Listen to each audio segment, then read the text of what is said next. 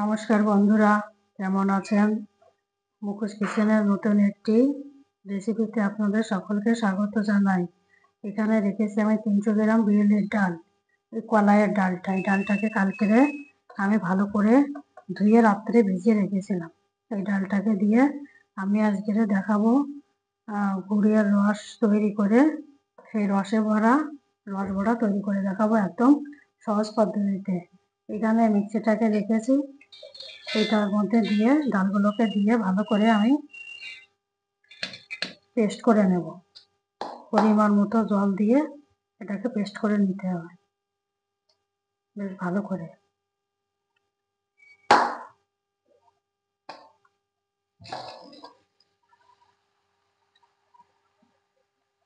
এই রেসিপিটা একদম সহজ, আপনারা দেখলে এটা করতে পারবেন, আর খেতেও এরকম ভালো লাগবে, খুব সুন্দর লাগবে।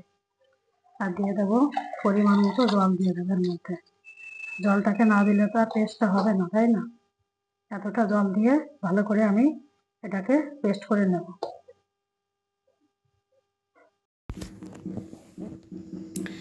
এখন আমি এই পেস্ট করা এই কলাইয়ের ডালটি এবারে এই গামলাটার মধ্যে ঢেলে নেব। বেশ ভালো করে ঢেলে নেব। ঢেলে নিয়ে এটাকে হাতে এমনভাবে ফেটাতে হবে, ফেটিয়ে ফেটিয়ে একদম পুরো ফেনা মতো হয়ে যাবে এইরকম। তাহলেই বড়াটাতে আসল মজা আসবে বন্ধুরা।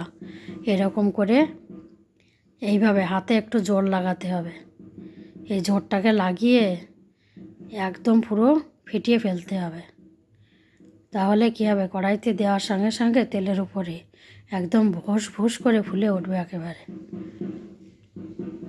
এটা একদম এত সহজেই এই পিঠাটা বানানো যায় না, রসবড়াটা।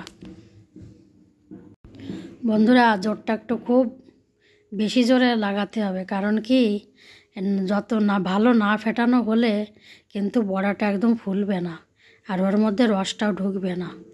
এইভাবে বেশ ভালো হয়েছে, একদম পুরো ফেনা মতো হয়ে গেছে। এখন আমি এর মধ্যে দিয়ে দেব, ওখানে রেখেছি এই যে মৌরি রেখেছি এতটা, আপনারা চাইলে একটু ভেঙে দিতে পারেন। আমি গোটা মৌরিটা দিয়ে দিলাম, আর এখানে দিয়ে দেবো স্বাদ অনুসারে লবণ দিয়ে দেবো আমি এর মধ্যে। লবণটাকে দিয়ে আপনারা যতটা পরিমাণ বানাবেন সেই পরিমাণে দিয়ে নেবেন। দিয়ে ভালো করে এই কলাইয়ের ফেনাটার সঙ্গে ভালো করে মিশিয়ে নেব। বেশ সুন্দর করে মিশিয়ে নিয়ে তারপরে কড়াতে তেল দিয়ে একটা একটা করে ওর উপরে দিতে হবে। এইভাবে ফেটানোটার উপরেই কিন্তু পিঠের ভালো হওয়াটা নির্ভর করবে বন্ধুরা। কারণ কি যতটা ফেটানোটা না ভালো হলে কিন্তু এর মধ্যে গুড়ের রসটা কিন্তু এর ভিতর ঢুকবে না, যাবে না। তাই ওইভাবে ফেটাতে হবে। ভালো করে ফেটালেই তাহলে এই পিঠেটা এত ভালো হবে না, একদম খাওয়ার সঙ্গে মুখে মিলিয়ে যাবে একেবারে।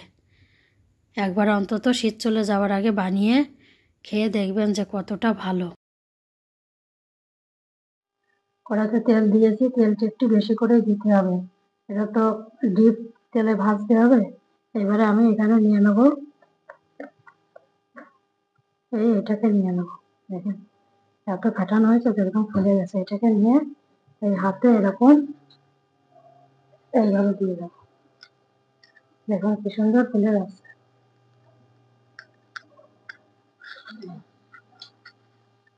ঠিক এরকম করে এইভাবে এইভাবে দিয়ে দেবেন, বেশ সুন্দর হবে।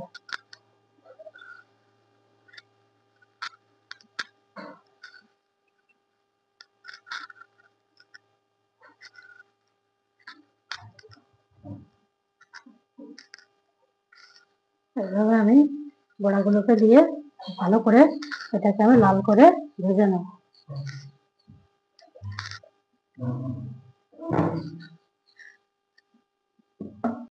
এগুলোকে এরকম উল্টে দিতে হবে, এরকম উল্টে দিয়ে এরকম লাল করে ভাজতে হবে।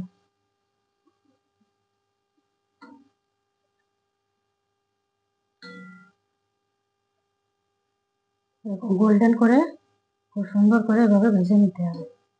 কি সুন্দর হয়েছে,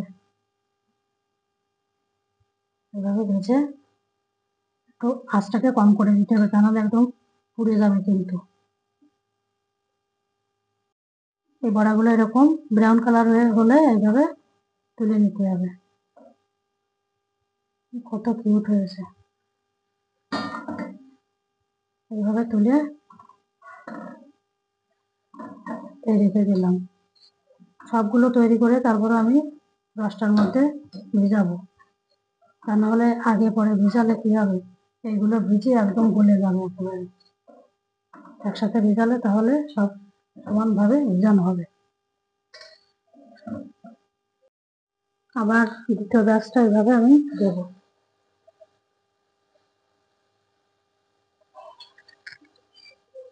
এইভাবে একে একে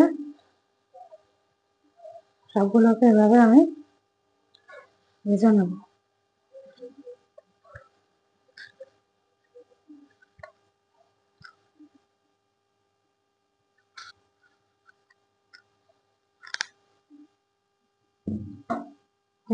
প্যানটাতে জল দিয়েছি গরম করার জন্য, জলটা একটু গরম হয়ে গেছে। এখন ওর মধ্যে আমি এই গুড়টাকে দিয়ে দেবো। পরিমাণ মতো গুড় দিয়ে দেবো, কেউ কেউ তো একটু বেশি খায় কম খায়, সেই পরিমাণে গুড়টাকে দিয়ে নেবেন। এখানে আমি এই এতটা গুড় দিয়ে ভালো করে এটাকে ফুটিয়ে নেব। ঢাকা দিয়ে রেখে দেবো। গুড়ের রসটা আমার খুব ভালো করে হয়ে গেছে। এখন ওর মধ্যে আমি এই বড়াগুলোকে ওর মধ্যে দিয়ে দেবো। আস্তে আস্তে দিয়ে দিতে হবে। দিয়ে ওর মধ্যে আমি দিয়ে দেবো এখানে 3টে এলাচ থেতো করে রেখেছি, এটাকে দিয়ে দেবো। দিয়ে ভালো করে এটাকে সঙ্গে মিশিয়ে নেব।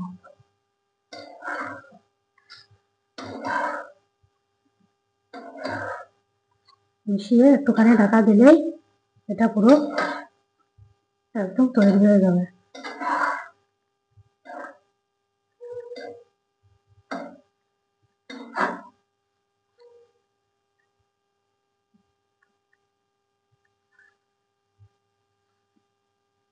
এভাবে 1-2 মিনিট ফুটিয়ে আমি এটাকে নামিয়ে নেব। দেখুন বন্ধুরা, রসবড়াটি কিভাবে ফুলে উঠেছে সব কিছু। এটা আমার রেডি হয়ে গেছে। এখন আমি এটাকে নামিয়ে নেব। দেখুন বন্ধুরা, কত সুন্দর রসবড়া তৈরি হয়ে গেছে। এত সুন্দর ঘ্রাণটা বেরোচ্ছে না। এইভাবে আপনারা দেখুন কত কম সময়ে একদম চটজলদি এই রসবড়াটাকে বানানো যাবে। এইভাবে আপনারা বানাবেন, আর রসে ফুলে ফুলে একদম টইটুম্বুর হয়ে গেছে। বানিয়ে খেয়ে দেখবেন কতটা ভালো লাগে। এরকম সহজ পদ্ধতিতে রান্নার ভিডিও পেতে মুখোশ কিচেন চ্যানেলটিকে সাবস্ক্রাইব করবেন, লাইক করবেন, শেয়ার করবেন আর কমেন্ট করে জানাবেন কেমন লাগলো। আর আপনারা সবাই ভালো থাকবেন।